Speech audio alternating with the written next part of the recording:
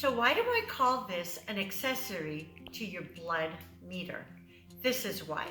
Have you ever been on a diet and you're saying to yourself, I am making ketones, but I just can't see it on my strip, but my blood meter shows it? Well, we know that the blood meter is definitely a great way to sample. But if you're not a diabetic, why poke your finger every time you want to know your ketone levels? Well, let's compare this and see how it works. You have my strip, which is a dual pad. The top one shows acetoacetate. The bottom pad will show BHB Beta-Hydroxybutyrate. We know that this is an early ketone production. This is a late ketone production. So how does it work? Well, I'm going to go ahead and put my little sample. Here we go. Oops. Wonderful. Tap it off. And now let's talk about this. We're going to let this sit for a second. Wow, it's already turning.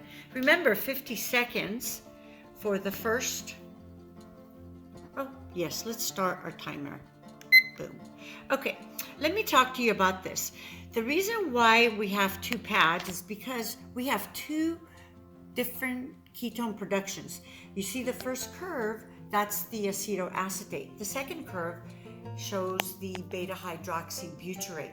Sometimes when you're losing weight, you don't really see the results because you might fall right here in the middle or you're in here. Well, most, I would say all of them except mine, only monitor the acetoacetate. So this is why this is a great product. Okay, we're gonna see at 50 seconds right here. There you go. And now look at, you already have your acetoacetate and also your beta-hydroxybutyrate. We're gonna wait till the end of this time period rings off.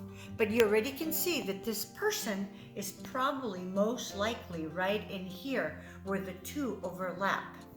So it usually takes a couple of weeks for that to happen.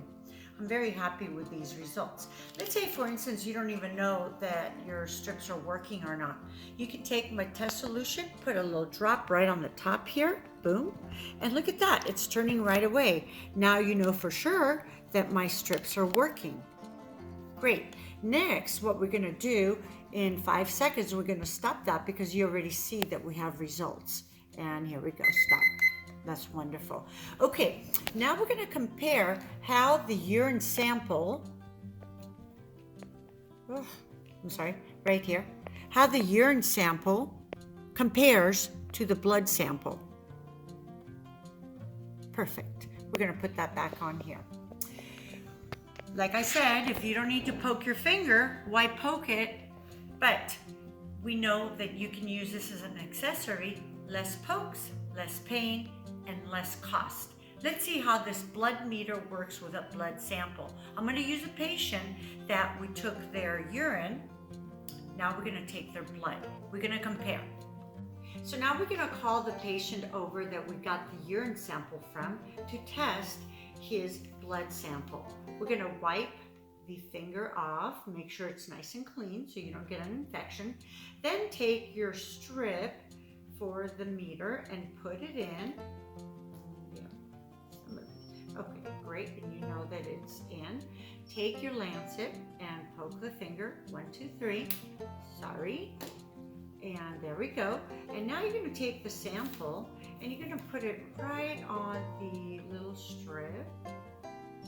Great, and now we're gonna wait and see what our results. All right, it doesn't take long at all. All right, 2.5. 2.5. So this falls right close to between 2.0 and 4.0. See that? With BHB. All right.